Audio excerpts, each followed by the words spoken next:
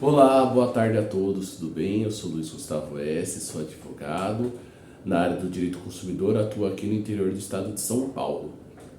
O motivo do vídeo de hoje que eu estou gravando para vocês é sobre esse tema que o pessoal está falando muito na internet, sobre o Pix de R$ 5.000 que o Mark Zuckerberg pode estar devendo para você. Bom, primeiramente não é um Pix, tem que ficar bem claro, né? Esse termo Pix é um termo que as pessoas resolveram utilizar como uma forma divertida de se referir às condenações que o Facebook sofreu perante a Justiça do Estado de Minas Gerais.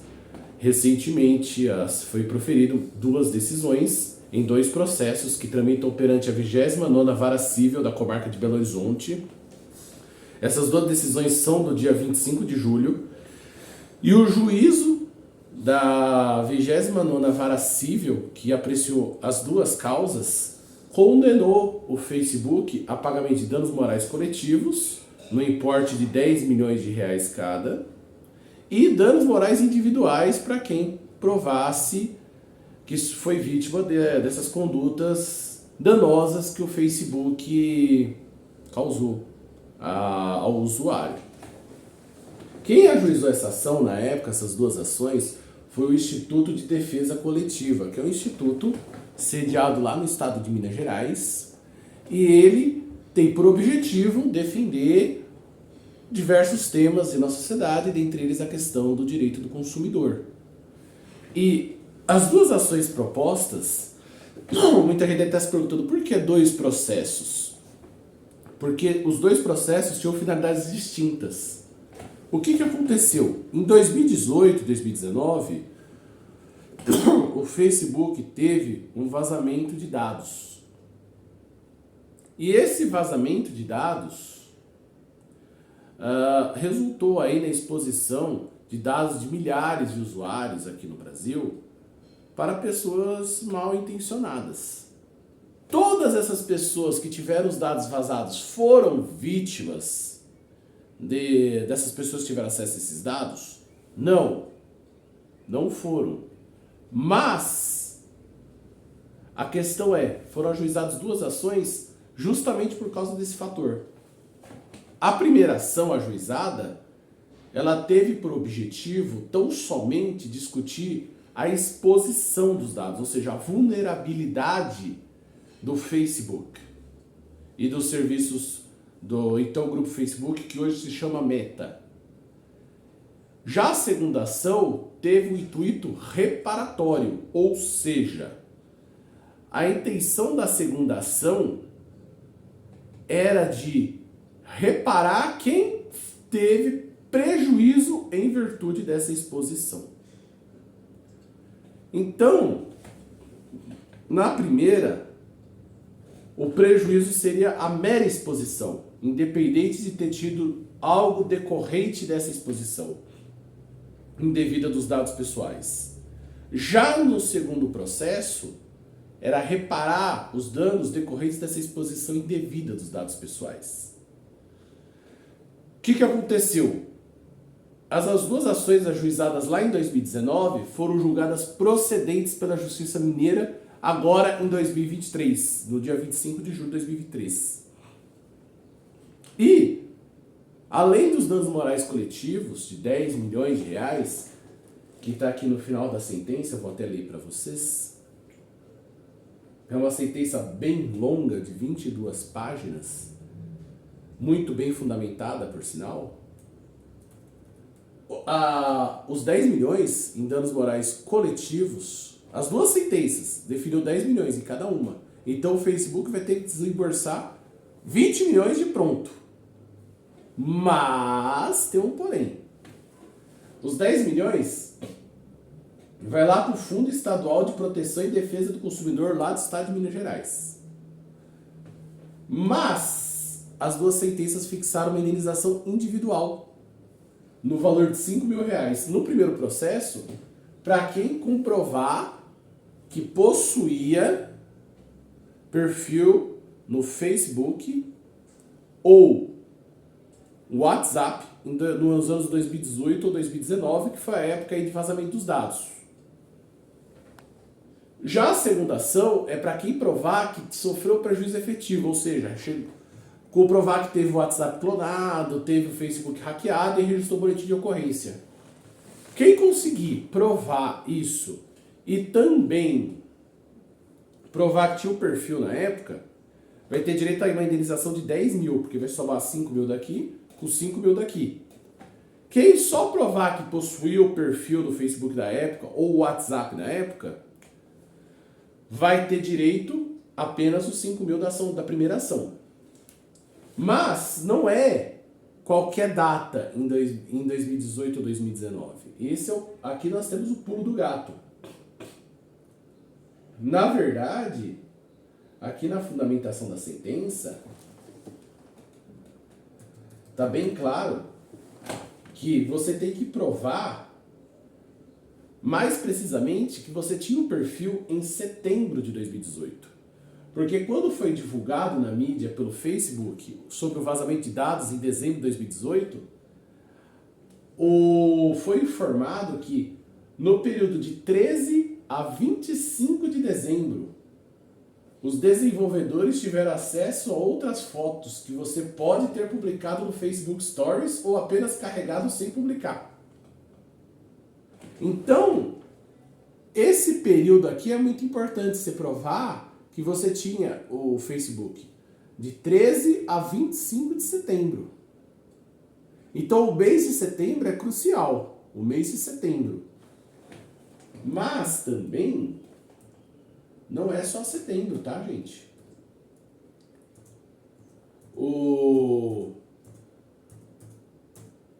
Também temos aqui a data de 3 de abril de 2019, que foi quando a empresa de segurança virtual Upward falou sobre esse vazamento de dados, reforçando o que aconteceu em setembro de 2018. Então, o que eu sugiro? Quem conseguir provar de agosto de 2018 a abril de 2019, eu acho que é um período legal. Dando bastante ênfase no mês de setembro de 2018, que foi quando foi em cima desse ponto que o Tribunal Mineiro bateu em cima. Tá, mas sem muitas delongas nesse sentido. Vamos agora ao que interessa. Como que eu faço para receber esses 5 mil? E aí eu falo aí, calma aí, pessoal. Calma aí que não é tão rápido quanto parece. A sentença é verdadeira, ela foi proferida por um juízo competente, é uma sentença bem fundamentada, mas é uma sentença proferida em primeira instância, ou seja, cabe recurso. E de 2019 para cá, muita coisa mudou na legislação sobre dados do Brasil. 2018 foi o ano que entrou em vigor a LGPD, Lei Geral de Proteção de Dados. Porém, a vigência da LGPD se deu de forma fracionada. Nesse interregno, a LGPD foi sendo conhecida, ainda era uma legislação, vamos dizer assim, pouco conhecida, né, do público em geral, até dos empresários. Havia-se muita discussão, debate intenso sobre a LGPD, como ela efetivamente protegeria os dados pessoais, quais seriam os limites dessa proteção. E esse processo vai começar nessa época. E ele vai ter seu percurso de discussão durante esse percurso de discussão da LGPD. Também nesse meio tempo, entre o ajuizamento da ação e a sentença, o Congresso Nacional aprovou uma emenda constitucional que alterou o artigo 5º e colocou a proteção de dados como um direito fundamental. Isso muda por completo a situação. Porque agora a proteção de dados não é apenas uma garantia prevista na lei, é uma garantia prevista na Constituição Federal. E isso permite que essa discussão possa ir até o Supremo Tribunal Federal, se assim preferir o Facebook em sede de recurso. Então, essa decisão favorável aos usuários do Facebook, proferida aqui pela Justiça Mineira em primeira instância, cabe recurso. E ainda está no prazo recursal. O prazo é de 15 dias úteis para apresentar o recurso. Se o Facebook apresentar o recurso, coisa que eu acredito que deva fazer, essa questão vai para apreciação de algumas das câmeras de direito privado do Tribunal de Justiça do Estado de Minas Gerais. Que, ao meu ver, pela tradição da Justiça Mineira, que sempre teve uma postura, ao meu ver, analisando jurisprudências dos tribunais brasileiros, sempre teve uma postura mais pró-consumidor, creio eu que a Justiça Mineira deva manter esse julgado, da forma que está. Mas vai caber recurso ao STJ. E do STJ ao STF. Então isso pode demorar aí ainda alguns bons anos para que tenha o trânsito em julgado. E por que eu estou falando aqui de trânsito em julgado? Porque sem o trânsito em julgado da decisão, ela não pode ser exigida. Então, é preciso que se aguarde o trânsito em julgado para entrar com o cumprimento de sentença, e com o cumprimento de sentença, a pessoa pode exigir esse valor do Facebook. Então vamos pensar aqui numa hipótese hipotética. Que nós estamos agora em 2023, essa ação começou lá em 2019, e vamos pensar que ela vai terminar só em 2029, ou seja, daqui 6 anos. Se daqui 6 anos ela der o trânsito em julgado, essa ação vai ter tido 10 anos de tramitação. E vamos supor que não mude. Não mude os termos da sentença que está aqui. E aí vamos atentar um detalhe que é muito importante. A questão da correção. A sentença aqui proferida, ela fala que os juros de 1% ao mês é desde a data da citação do Facebook. E o Facebook foi citado lá em 2019. A correção monetária começa agora, a partir de 2023. Então, se essa ação levar 10 anos tramitando, no cálculo que eu fiz aqui, isso quer dizer que, no final de 10 anos, o Facebook estaria devendo em torno de R$16 mil para cada usuário, mais a correção monetária. E aí a gente entra na questão econômica do processo. Será que é interessante para a Meta continuar recorrendo esse processo várias vezes para postergar esse cumprimento de sentença e chegar lá no final ter uma bola de neve imensa para pagar, que pode ser que ela não tenha fundos para pagar? Será que é interessante para a Meta isso? Ou é interessante para a Meta, eventualmente, depois de recorrer para o Tribunal de Justiça de Minas, aceitar a sentença como está e tentar fazer acordo individualmente com cada um dos usuários que venham atrás de receber esse dinheiro e fazer algum acordo de pagamento parcelado, de abatimento de juros, de abatimento de correção monetária e já acertar essas contas? Geralmente, o jurídico das grandes empresas, como bancos, operadoras de telefonia, elas gostam de fazer acordos porque geralmente acabam tendo um volume de demandas processuais muito elevado. E por conta disso, acaba, como se diz, fazendo acordos ao invés de postergar, prolongar a demanda, porque isso pode aumentar juros, aumentar gasto com custas processuais, pôr horários advocatícios, e que não é interessante para essas empresas, para esses grandes conglomerados.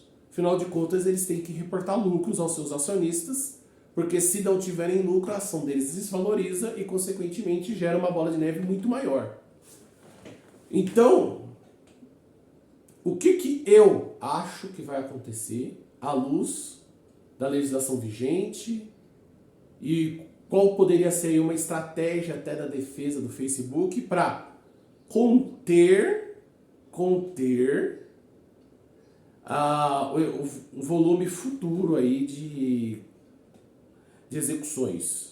E eu vejo que alguns advogados estão adotando esse mesmo raciocínio também, igual que eu estou apresentando aqui agora.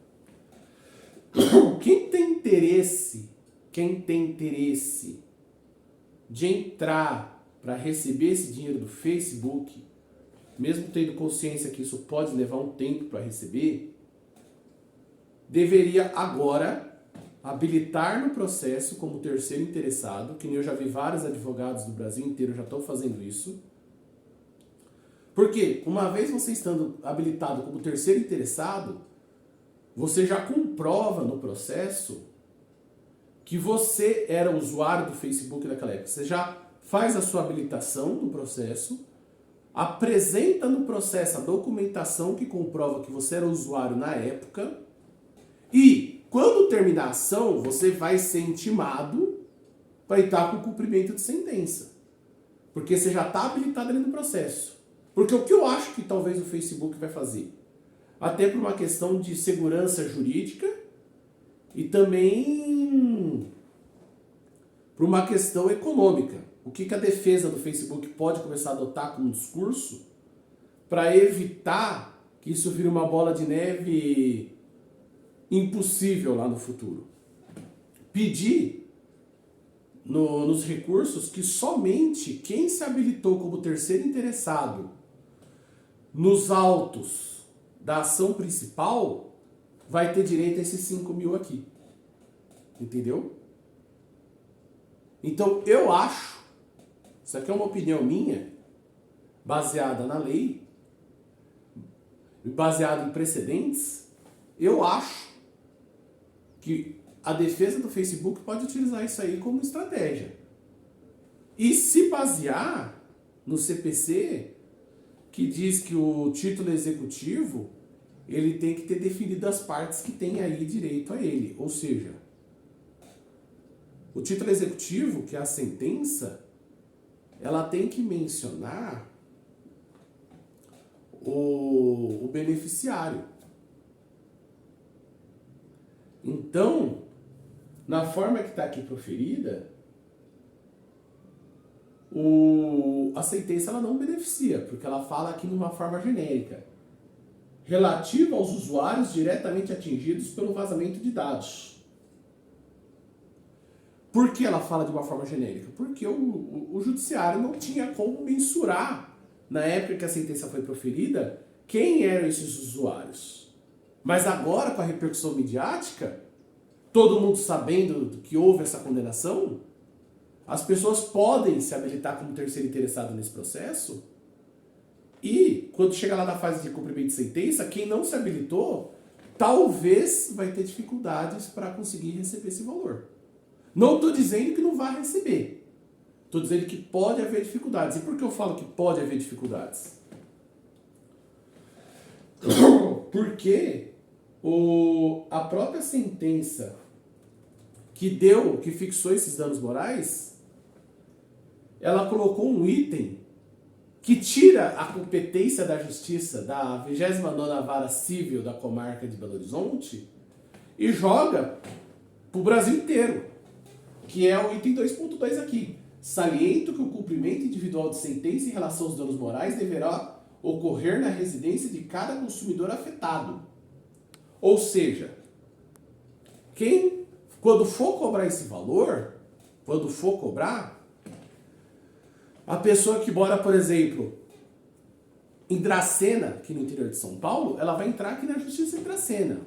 Quem mora em Bauru vai entrar na Justiça de Bauru. Quem mora em Recife vai entrar lá na Justiça de Recife.